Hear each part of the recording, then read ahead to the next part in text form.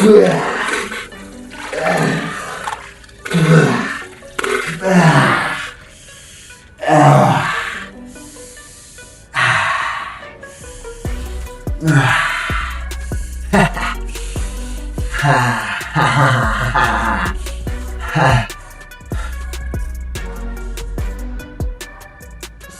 talking to me? We're together, me and you.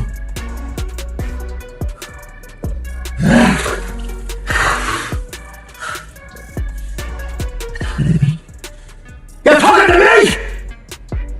You doubt me? That can only be true.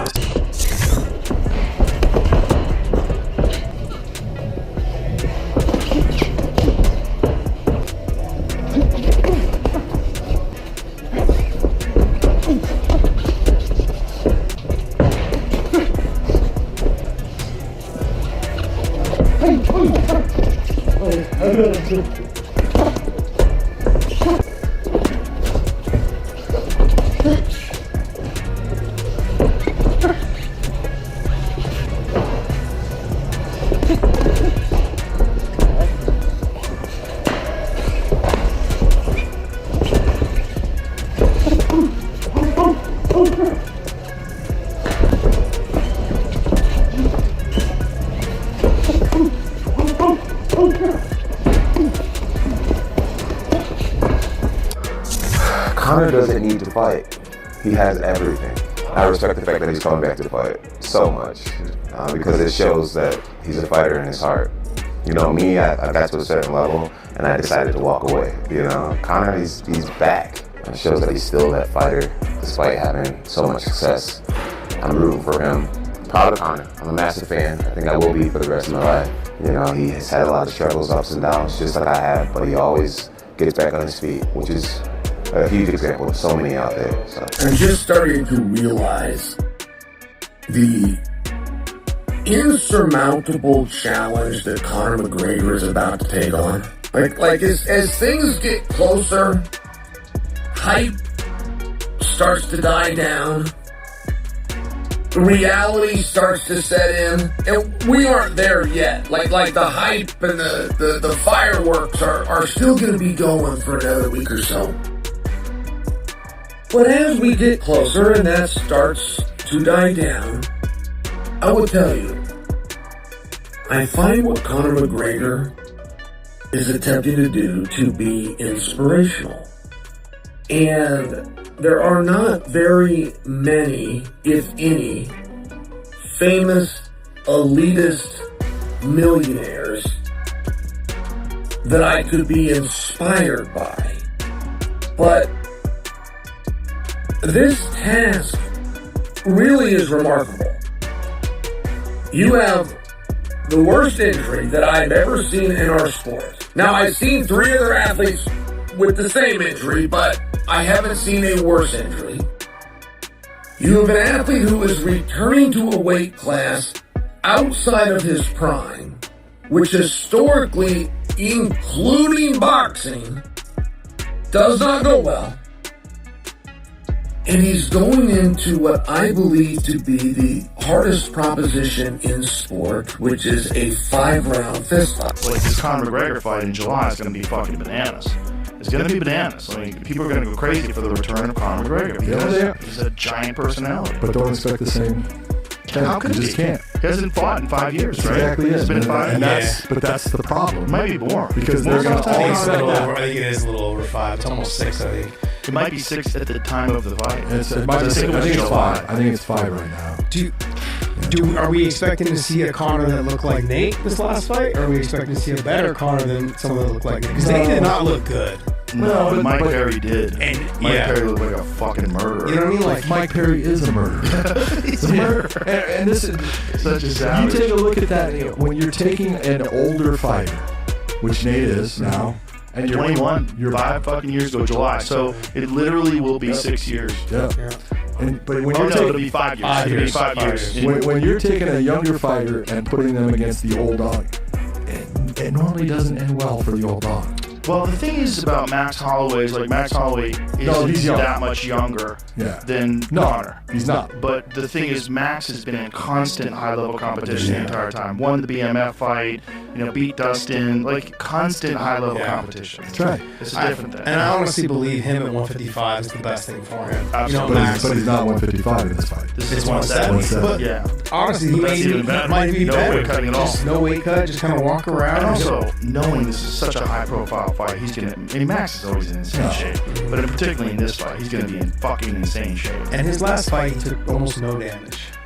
He got taken down, controlled, back taken, and there was not a lot of damage. With the showdown between Conor McGregor and Max Holloway right around the corner, the MMA world is buzzing with predictions. From legendary champions and seasoned fighters to respected coaches and sharp-eyed analysts, everyone has weighed in, but the opinions couldn't be more split.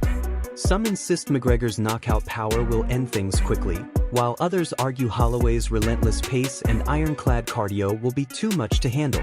So where does the expert consensus really land on this matchup? The fact that I think it's a great matchup, coming back to fight Max at 170. I love the story, Yeah, I love the story, and I think, Max is coming to his own. Obviously they fought a long time ago. Since then, they both become champions. You have Max, who's been in the paint, just fighting tough guys after another. Where Conor, he's kind of, he's been a businessman. He's been a father for the last couple of years, going through some soul searching, whatever he's doing. For him to come back and fight a tough Max Holloway, I'm going to go with Max for this one. I just think Max has just been fighting a lot of people lately. Obviously, he did get ragdolled by Charles Oliveira, but Charles Oliveira is a monster itself. I don't think Conor has the same skill set as Charles when it comes to the grappling department, but I think I'm favoring more Max in this matchup against Conor McGregor. Yeah, I'm going to go with you as well. I don't think, McGregor is not going to try and take Max down. No. Okay, so it's going to be a stand-up fight. Max has been in the firefight. When you're 3 rounds deep and you've been... Yeah, I do think he wins. I do think there's a lot of questions about how McGregor, his lifestyle outside the cage, then being able to train, being able to juggle everything, and again, going back to what Marvin Hagler said back in the day, man, it's hard to get up and run whenever you're sleeping in silk pajamas, so how much is he really going out there and training? How much is he really just putting up a show? We won't know until the fight, and I like my chances with Holloway. Again, he's been way more active. He's been in the gym. And especially even in his last fight, he didn't take much damage. So for me, I'm thinking it's more of a Holloway win. And again, also he's one of my favorite fighters. So I'm definitely going Holloway. Again, I think he knocks him out. I don't think anyone can really argue that McGregor's hungry like he used to be. Is he hungry enough to be getting in the gym and doing the things he has to do, doing that hour of bag work, doing those hours of drilling? I don't know. And if I'm wrong, I'm wrong. But I believe Holloway's hungrier. I believe he's more locked in, and he's gonna win. But it's not just Conor too. But look at the excitement at 155 pounds. It's back again. And particularly with Gaethje winning the belt, there's so many contenders now. Who's gonna be the lucky winner to get the next title shot? If Conor wins, we all know it's gonna go to Conor. But if Conor doesn't win, it could be Max Holloway, who beat Justin. It could be Charles Oliveira, or you give it to whoever the majority of people actually want in Arman Tsarukyan. And that would be the most deserving. My God, listen. At this point, Justin can pick. Justin can pick. Okay, if Max does get it done, what is the point of the rematch? That's not a big enough fight. It's not a big enough high for me to top what I just did at the White House. I'm done. Oh, so really? So you're saying? Hold on, come on. Let me pause you there. So, if Conor does lose, there could be a reason that Justin Gaethje says goodbye to the sport of MMA. I mean, I'm not speaking for him. He's his own man, but if the fight's not big enough. One prediction that immediately grabbed attention came from Brendan Schaub. He believes there's simply too much uncertainty surrounding McGregor to confidently pick a side. While many analysts are quick to declare a winner, Schaub hesitates, pointing to the unknowns about McGregor's condition after such a long layoff from the octagon. For him, the mystery makes this fight nearly impossible to call. Nolan of the North said, did you see Patty's take on Conor versus Holloway? He said people are overlooking the power Conor will have at 170, could knock Holloway out. Maybe. Yeah, maybe. He might be right. My whole thing with the whole Conor stuff, we don't know what the fuck we're going to get. You know, but what I do like is he's cutting down to 70 instead of coming up to 70, like back in the day when he fought Nate. So maybe it translates. Is his speed there? How's his condition? How's the leg? Does he throw a leg kick? Does he incorporate grappling? Because obviously Max suffered against Charles Oliveira. There's just a lot of X factors. We haven't seen it in 5 years. I hope you're right, though. I hope. Not everyone is ready to count McGregor out. Former two-division champion Henry Cejudo argues that people are too quick to dismiss him just because of his extended absence. Cejudo admits that returning after 5 years is no easy task, but he insists McGregor's raw power is always a game-changer. In his view, the key will be patience, waiting for the perfect opening to unleash that trademark left hand. Man, Henry, talk about this headliner. Talk about the Mac Man is back, because I feel like a lot of people are kind of just counting him out. A lot of people are just going, yeah, he's gonna go out there and just get smoked. How are you feeling about that? He's gonna have to be patient with this fight. He's gonna have to be patient and really find that timing. With Max Holloway, bro, he's gonna move, he's gonna punch. If Max plays the distance game a little bit and kicks Conor a little bit and gets some kind of fatigue, he's in trouble, dude. So Conor really does have to be patient, maybe take a couple shots to eventually counter him with that beautiful left. You know, what he did to Eddie Alvarez, and just catch him, dude. I would say be patient and counter, but it's 5 years from now. It's not 2 years, it's not 3 years, it's not 4 years, it's 5 years, man. But if anybody can get it done with power, it is kind of. Kamaru Usman, however, sees things differently. He warns that giving Holloway space would only let Max dictate the pace, pile on strikes, and gradually take control. Usman believes McGregor must apply pressure, forcing Holloway backward and breaking his rhythm with explosive offense.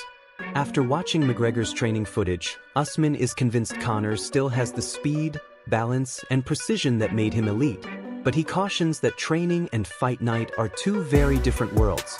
The real test, he says, is whether McGregor can handle the intensity when the lights are on. Chael Sonnen, meanwhile, raised a bigger question. What does a win here actually mean for McGregor's career? Sonnen pointed out that beating Holloway at welterweight doesn't secure a clear path to a title shot at 155 or 170. To him, the motivation behind this fight is puzzling. It's not about rankings, revenge, or even money. Sonnen concludes McGregor is simply chasing the challenge itself. Robert Whittaker echoed that sentiment, admitting he struggles to understand why McGregor is coming back at all. With wealth, success, and family already secured, Whittaker sees little reason for the return. He also stressed Holloway's consistency. While McGregor has been inactive, Max has stayed sharp against top-tier opponents. That activity, Whittaker believes, gives Holloway a major edge, especially in the later rounds where experience and conditioning matter most. Jamal Hill agreed, leaning slightly toward Holloway. He acknowledged McGregor's past success at welterweight but argued Holloway's recent run against elite competition outweighs that factor. Curtis Blades also sided with Max, questioning whether McGregor still has the hunger that once fueled his rise. In his eyes, Holloway's motivation and discipline could carry him to a knockout. Adrian Yanez added to the chorus, pointing out the challenges McGregor faces balancing his lifestyle with the demands of a serious training camp.